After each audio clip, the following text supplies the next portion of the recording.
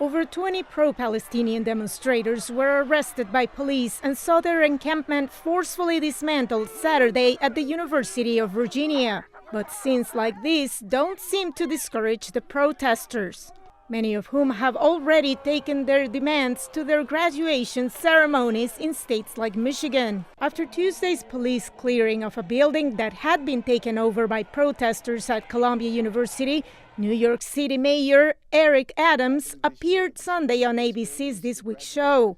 He said law enforcement will ensure calm prevails during the graduation ceremonies. We will do our job, and if the institutions decide to graduate their students and celebrate a beautiful experience with their families, we will make sure it's done in a peaceful manner. President Joe Biden addressed the protests Thursday, and his re-election campaign co-chair, Mitch Landrieu, appeared Sunday on CNN's State of the Union to underscore Biden's core message. Everybody has a right to protest, but they have to protest peacefully. If they're protesting violently, that has to end. There's no place for that. There's no place for anti-Semitism. There's no place for Islamophobia. On his part, the presumptive Republican presidential nominee, Donald Trump, renewed his criticism of the pro-Palestinian demonstrations Sunday. He posted on his Truth social media platform that Biden is, quote, the primary reason for all these terrible protests.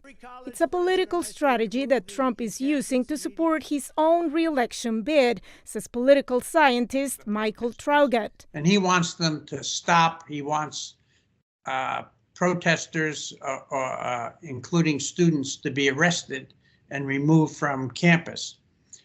But he doesn't understand, or he doesn't want to acknowledge, that the president has little direct control over any of this. If they continue, however, the protests could have an impact on the November election, Traugott says. I think the protests generally do favor Donald Trump because they are contrary to the views of a large portion of his supporters. And they would be more likely to turn out, while on the other hand, they could depress turnout among young people, mostly Democratic, who would support Joe Biden. It is expected that President Biden will talk about efforts to combat anti-Semitism when he gives a keynote speech on Tuesday at the Holocaust Museum. Trump's week will also be busy with courtroom appearances related to his criminal trial in New York and preparations for a new campaign rally in New Jersey on May 11th. Veronica Balderas, Iglesias, VOA News, Washington.